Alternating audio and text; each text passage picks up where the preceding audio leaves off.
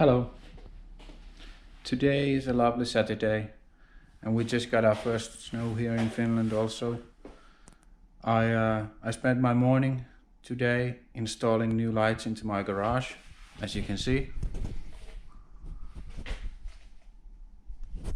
Very bright. And to celebrate this start of the winter and the new lights, the fact that I can see better in my garage, I decided that I'm gonna polish my MK3 Supra. Now I'm gonna share some of my tips that I personally have discovered during the years that I've been polishing cars. I think I've polished more than 100 cars during my lifetime, and along the way I've learned a few tricks and or not tricks but some best practices, and I can share some of them with you. And then also including the polishing the paint, I can show you how I've been polishing the windows also. So polishing glass is also one thing that I think is really helpful, and it's can make your car look a bit better, even though paint is like 99% of your car and how it looks. I still think that with very clean and very good surface on your glass, the car can look even better. So I'm gonna share that with you also. So this is my old, very old, cheap polishing machine, and it's not like the one that just rotates. This kind of vibrates. I don't know what they call these. Is it a rotary or a something else, but nevertheless you can use both. I have both, but this is the old loyal, and the stuff that I've become more familiar with is this brand, and PO5.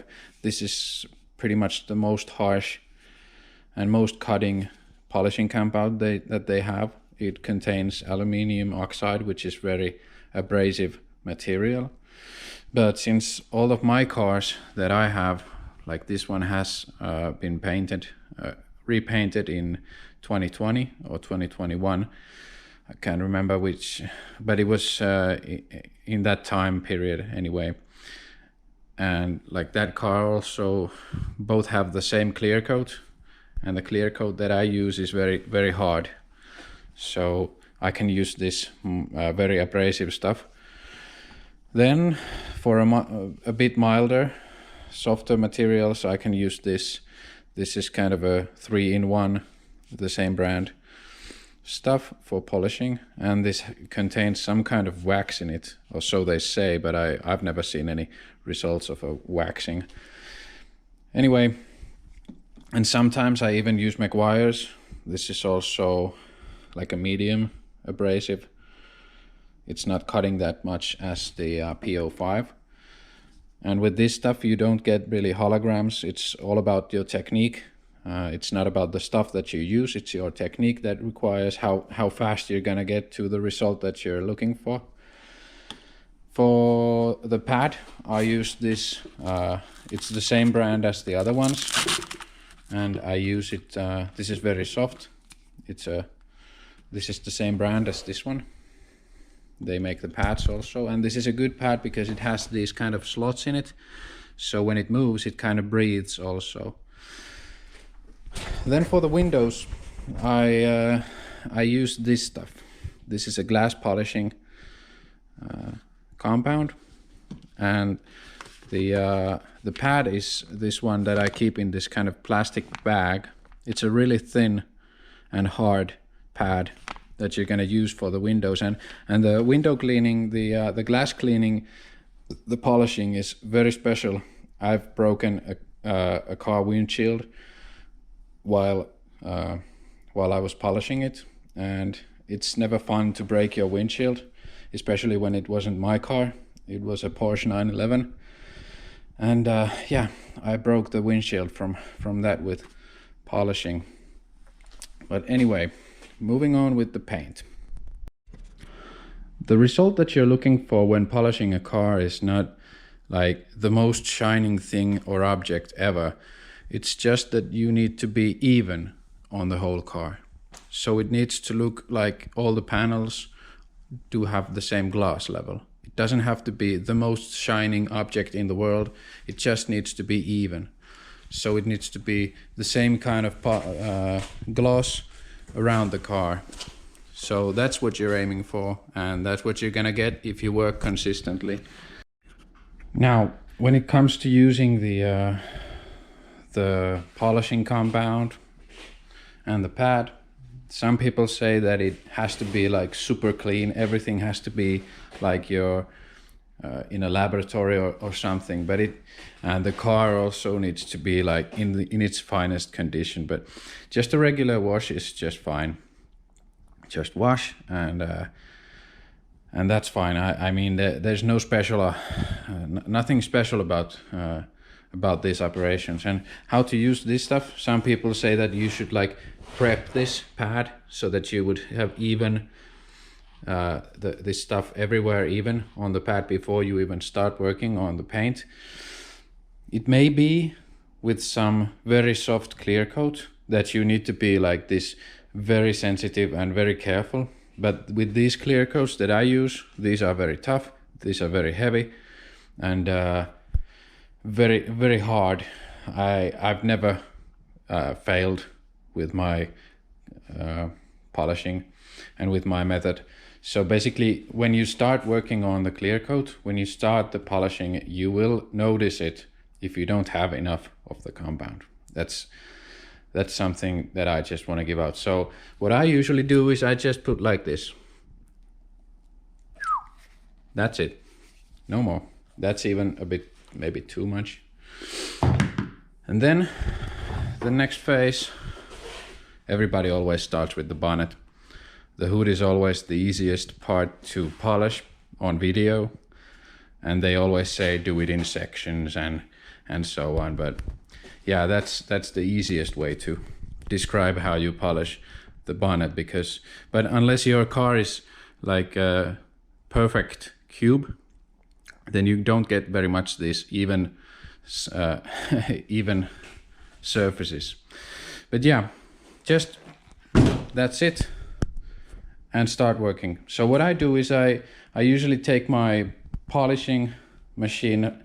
I start like this. I put it on the clear coat. I start the rotating and I kind of work it out like this.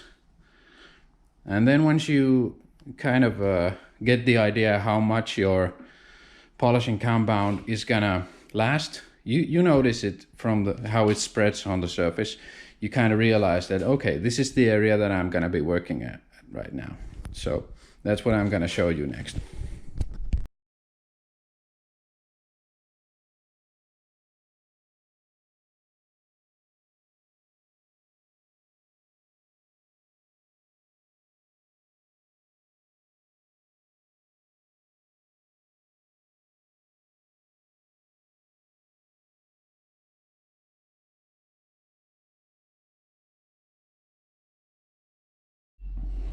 All right, so I didn't even realize how bad condition my clear coat actually was in the Supra, but the polishing compound that I had on my pad, I noticed that it only was kind of able to do this small of an area. And now since it's been polished, there's still some this is paint, and yeah, I know this is my fault from last winter. I was painting in this garage, but I didn't realize that it was flying all over. So yeah, but these, like the one you see over there, it's not it hasn't been removed with the polishing compound, but if you remove it with, you can get it with your finger. So I'm gonna show you a bit later how those can be also removed. But now next phase, when you've done the polishing, is take a microfiber towel. I have these old ones that I just keep washing and using. Just take a microfiber towel, and as you can see, it's coming off really good, really nice. Yeah, that's pretty good. And if I can show you, yeah, you can also hear the sound, that it's quite different. Yeah. And one metric that you can use to kind of simulate or know if your clear coat is good, if the polishing has been like effective, is just feel it with your fingers. And do not feel it like this, like this, don't move your hand slowly. That's not, you cannot get like a precise feeling of the clear coat. You need to kind of rub it kind of quick. And if you can feel something with your fingers, then you know that you might need to polish a little bit. And if it feels like this, then you know it's just it's not very polished. But yeah, next thing I can show you how to remove these. So let's get on with. So some people use like clay bars. I know that claying is something that can remove those little imperfections from the clear coat. It's the clay bar. I've never used a clay bar. I've just used this kind of a clay rag. This is already pretty old, as you can see, but it's still quite effective. And the claying removes those little spots, old paint and stuff that falls from the trees and everything. So this is pretty straightforward. You just take the clay rag and some soapy water, and you just rub this on the surface, and it becomes really clean. So I don't think I need to show you that, but whatever. Over here I have my chemical department, and I can take something like this very soft soapy water, just put it on there like that, and with a clay bar you can try to remove those little spots, and you can pretty much feel with the clay if there's any debris or high spots in the paint. It's pretty much the same principles apply to polishing windows as polishing clear coat, except that clear coat is much softer than glass. So if glass is very tough, it's very hard, it's also brittle. And with this glass, there's no scratch marks, there's no cracks or anything. So there's really a small risk of breaking this window with the glass polish. But when you're polishing the glass with a rotary machine like this, it gets actually pretty hot. So the temperature is what you're fighting for, fighting against. And this stuff that you're using, the compound, this is also to cool your polishing pad. So the purpose of this is to be abrasive and to cool the pad also. And you'll notice when you do the polishing of these windows, you'll notice that the marks, when you move the pad around, it kind of disappears, evaporates behind it. So that's when you know that it's getting really hot. And for example, I have this S13 here, and this windshield here, this is cracked. As you can see, there's a crack mark here. And with the cracking area, it's really easy to break the window even further when you try to polish it. So, and the stone chips also, like these ones, very easy to crack the window even further if you try to polish it from that part. So yeah, that's something that you need to consider if you're interested of polishing your windows. You need to consider what kind of situation are you dealing with. Do you have a lot of cracks? Do you have a lot of stone chips? Those kind of markings? Or is the only thing that you're working with, is it just, I'm trying to get a picture of a video of this, but it's really difficult to see these normal scratches on a window that you get from the window wipers. But those are the kind of defects that you can get out with polishing. The window wiper scratches, the normal wear and tear, but the like the cracks, the stone chipping and everything, those you cannot get out, but those can break your windshield when you're polishing. And that's what I did once. I was polishing a 911's windshield. It had a stone chip in it, and I was working too much on that area, and just immediately when I got over there with the polishing machine, it just cracked like that. So, and the windshield had to be replaced. So but with this car it's much easier, and this windshield is already getting a bit cloudy, and regular window cleaners and those kind of stuff don't do much. Now, polishing windows is kind of a special technique. That's why I don't really recommend people to do it unless they're absolutely sure what they're doing, and if they have a lot of experience with polishing stuff. But anyway, with this compound, I use it very little. So just like, now that's too much. It's way too much. But anyway, it's only this, it doesn't matter at all. Besides that, when you start working, it can kind of throw this compound to all directions. But when I'm working with this, I'll start with a low RPM, so that I can spread this everywhere on the windshield and work it in. But usually I wouldn't use this much. So but yeah, I'll show you how I do it and try to explain how to move along the window all the time. Just keep moving so you spread the heat out. You want to keep the window as cool as possible and even. So with the polishing compound on a clear coat, you can stay in one place and pretty much rub it also quite a long time also without burning the pad.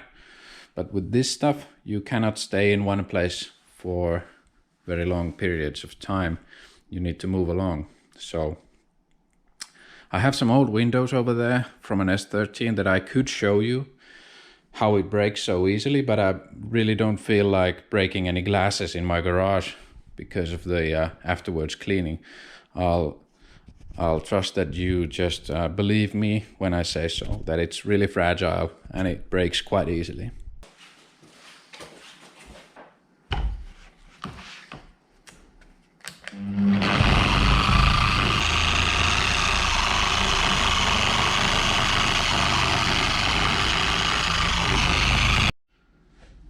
Now, as you can see, the glass it's pretty much perfect. I mean, it's as good as new.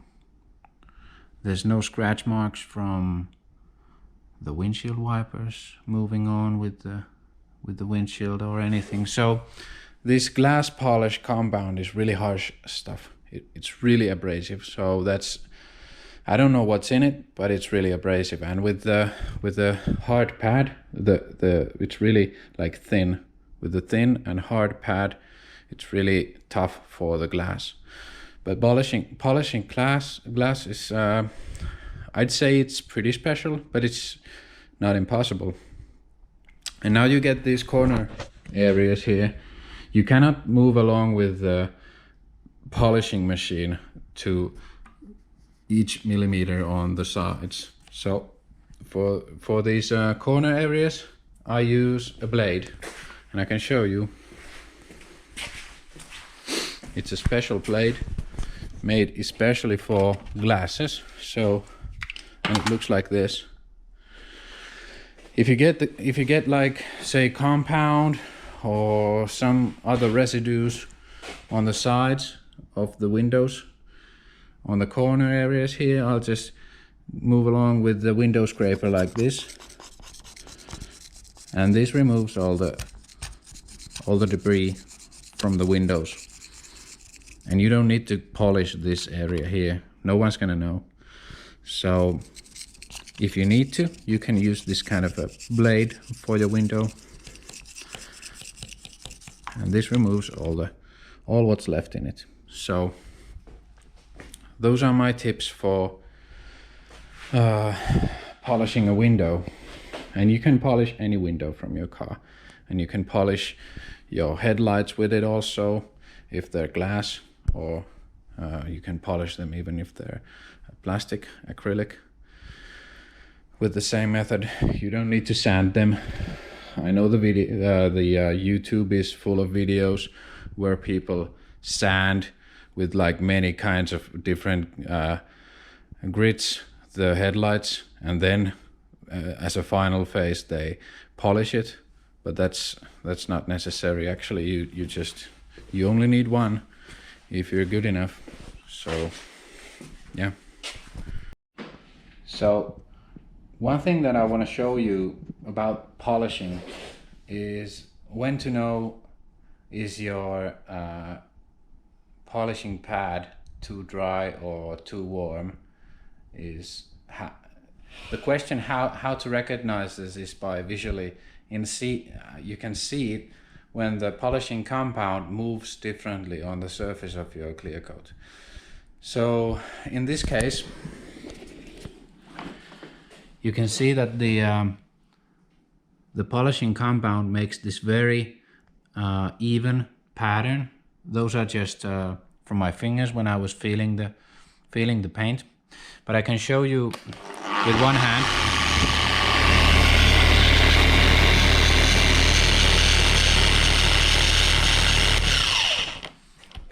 Now this is the kind of texture that you want your polishing machine to make behind it.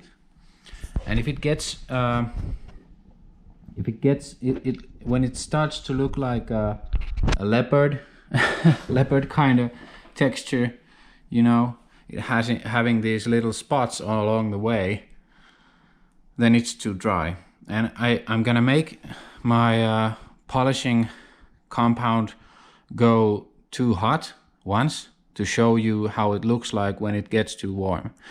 One other feature, if you're just starting with these kind of rotary machines, is when you notice that the disc is no more rotating, it's just kind of vibrating in one spot or in one place like this, but it's not rotating anymore. That's when you probably know that it's also too warm or it's too dry. So depending on the material that you're working with and depending on the polishing compound, some compounds are very oily, some are more watery, and the ones that contain, I think it's water, but some feel like they are really oily. But anyway, some of those that are like, they dry up very easily, and some just stay like this one. It stays very like this oily feeling to it even when you leave it out like this. But if it starts to dry out too fast, then it's gonna make these holograms, and the holograms is nasty looking. You don't want to get those on your paint. But it's if you get those holograms, then you've made a ton of mistakes. I mean, it's not very probable unless you're very beginning on your polishing journey. But if you have even some experience with polishing, then you probably already know how to get rid of those holograms. But it's something that can form if your pad gets too warm or something like that, or if you have very soft clear coat. But I'm gonna make the mistake once and show you what kind of texture you're looking at when the pad gets too warm. And there you go.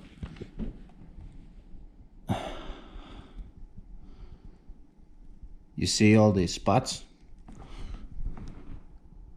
Those spots.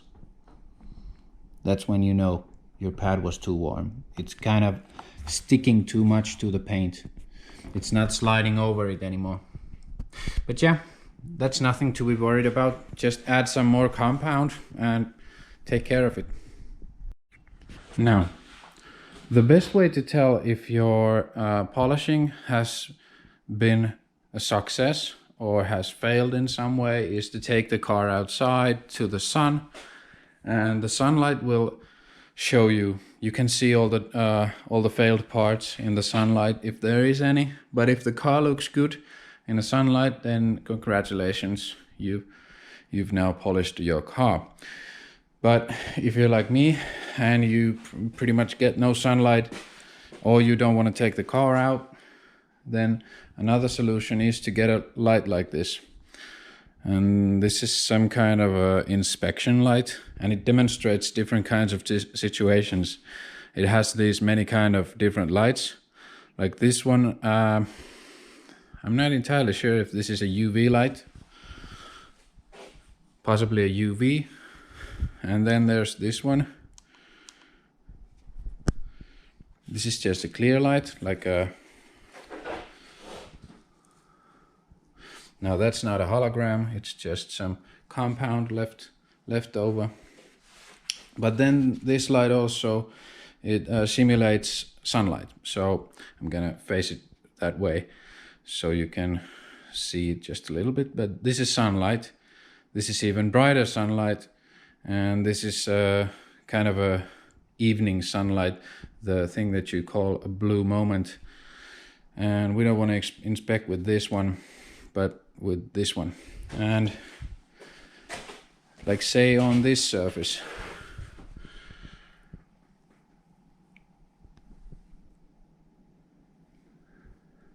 there's not much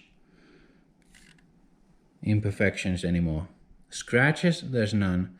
And you can see these kind of wipe down markings. Those are just leftover compound. They're not scratches. You don't need to be worried about those. what you're looking for is those holograms. You can see those holograms with a light like this pretty good. And I know there's no holograms in my my polishing, but I'm just showing you what it looks like. Like here is the same situation. These are not holograms, these are just leftover compound. But with a light like this, you can see these. Without it, you can't see anything. So I don't really use this that much, but it's something that I wanted to show you. It's something that simulates sunlight, and you can use to inspect your your polishing results. But before inspecting your car with a light like this, you should use something like IPA to completely clean all of the polishing compound out, so that these compound leftovers won't disturb your vision with the light. But anyway, it's something you can use, but direct sunlight will also always reveal all the imperfections. Now, I'm almost done with the car. It's almost time to...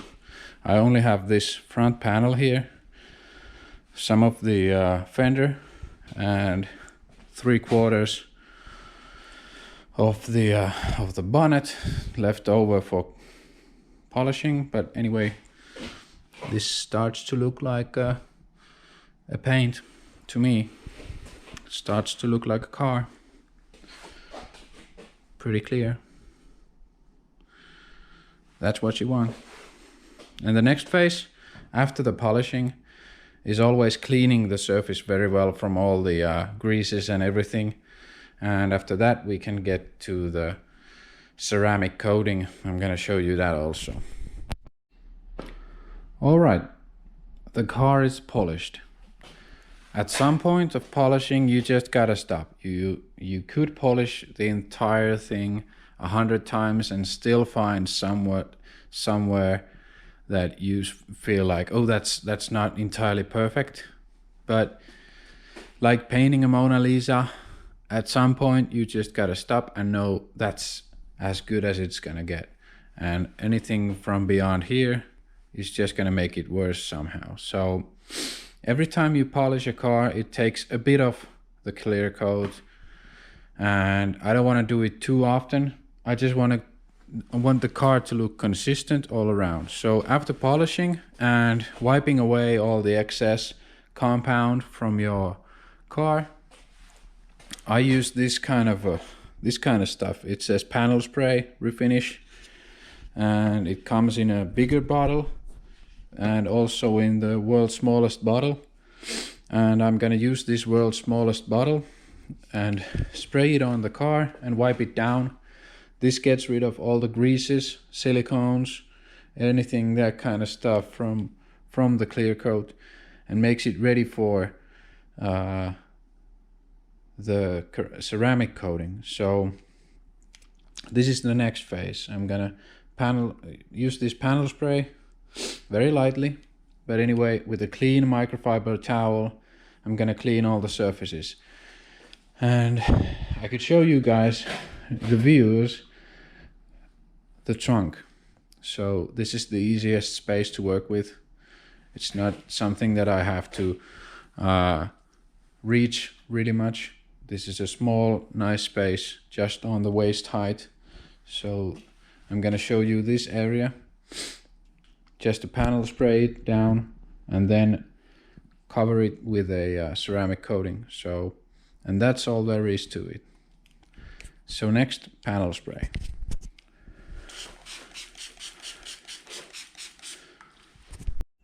Then the cleanest towel that you can find, and you just wipe it all out. I'm not entirely sure what that is, that panel spray, but it smells like alcohol based. It smells like IPA or whatever. You could use like gloves if you feel that's necessary, but I don't feel like they're necessary for me, so I'm gonna do it by just barehanded because I'm a bit lazy, and I can also feel if there's any imperfections left. So this is the time to correct those if there's any left. But this feels pretty solid to me. It's very clean, the towel after this also. So let's do this final rubbing also to this surface and take a look at it. Now that's a clean surface. I can even use the light at the moment. And as you can see, now there's nothing. There's no compound left. Very small, like these wash marks you can see. But no swirling, no holograms, nothing. So this is pretty much ready for ceramic coating. Now, when it comes to ceramic coatings, there are so many different kinds nowadays available on the market that I've completely lost my count with them. But I think the first ones of ceramic coatings were SiO2 based, or is it SiO? But anyway, it's pretty much silica paste. And I've got one here. I'm not gonna show you the brands, but this is one of those silica paste. And then there's these, and these also said that says it's 9H, which is the hardness level. But once you get a surface that's a micrometer or two thick, it doesn't matter how hard it is. It's just gonna be brittle. So I don't really care about the hardness of these. I would like them to be more of a resilient coating. And even though they say that these are gonna last something like 3 years, 1 year is also very common, 3 years, 5 years, even 10 years. I've never seen one lasting really on the side skirts and in the front of the car, on the bottoms of the doors. I've never seen any ceramic coating last more than a year. But anyway, this is one of those. It's kind of a liquid that you can spread on. Then I have another one of these liquid ceramic coatings here. Comes in a steel bottle, and it's called SI 3D Max, and this is something of you can buy as a consumer also. It's not available only for entrepreneurs and companies. This is also available for consumers, and I found that this stuff is rather good. It's easy to use and everything, and it's pretty tough, pretty resilient, and it says also SI 3D Max, so it's also SI, so that's silica based. So SI, yeah, it's silica. Then I have these more traditional waxes, like the Autoglim high definition wax. This is the most traditional wax that I have. It's the red one. Probably many have used this also. If you're a car enthusiast, at some point I'm sure you went through this Autoglim phase where you buy all the stuff that they sell, and I still recognize this one from the smell. This is also good stuff. It's not easy to use. I don't like to use this because it's just too tough to use, and if you get too much of it on the surfaces, it's just a nightmare to get off. But this is pretty resilient stuff. I've seen this last like 6 months on a car in daily use. So I'd say from these like basic traditional waxes, that's very good stuff. Then I have this Huso coat with some hiragana, katakana, and the kanji marks over there, which means it's really good stuff since it has these markings over there. Yeah, that means that it's gonna be good. That means it's gonna be strong. Yeah, no. I've used this quite a few times. It's not great. It's not bad either, but I think it's pretty expensive for what it is. So this time I'm gonna show you this one, how to use it, a traditional ceramic coating. This is gonna, it's gaining a lot of consumer base, this stuff. So this is gonna be a big part of future garages. Also, the traditional waxes they're kind of old school. I know people still use them quite a lot, but these ceramic coatings are a kind of new school thing, and a lot of enthusiasts, a lot of car hobby people are also using these. And I think it's just another way of making the waxing. The difference with these is that you cannot wash these out very easily. So if you're preparing to like paint a car, it's just really difficult to get these off.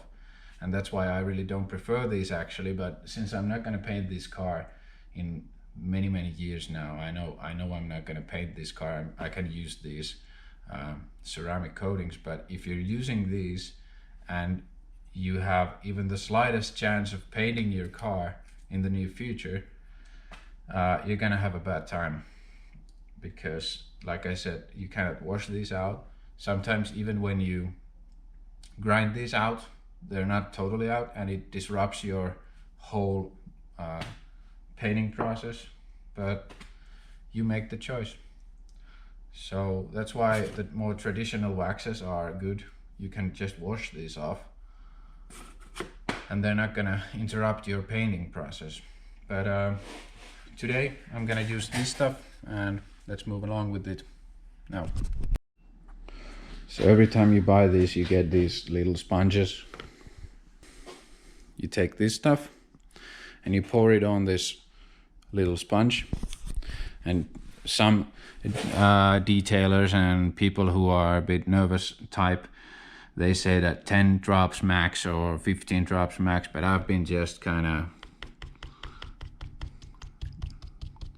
like that.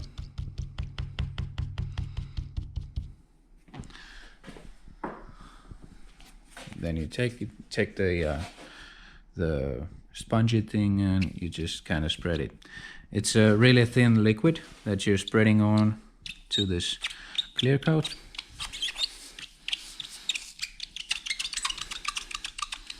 Unlike paints and clear coats, this reacts if the air is very moist. It's gonna dry up harder. I mean not harder, but faster if there's a lot of moisture in the air. And now it's 16 degrees Celsius here and 50% relative humidity, so it's not very moist. But if it was something like 25 degrees Celsius and say 80% relative moisture, then you can definitely see the difference in this stuff once it starts to cure. But now I've got plenty of time to work with this, to work it all into this paint. And as you can see, many times I go over the same areas.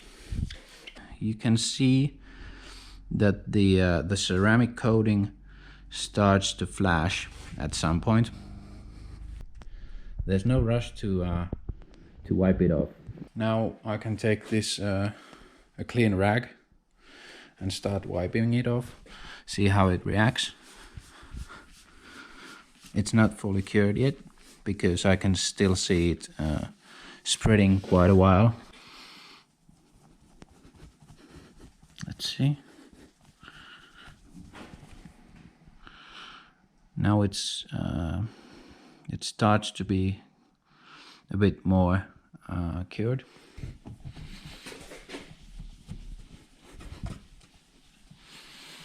Yeah, This is not the best kind of coating to me. Now it's ceramically coated, and you can see if you pour water on it, it beads off very easily. And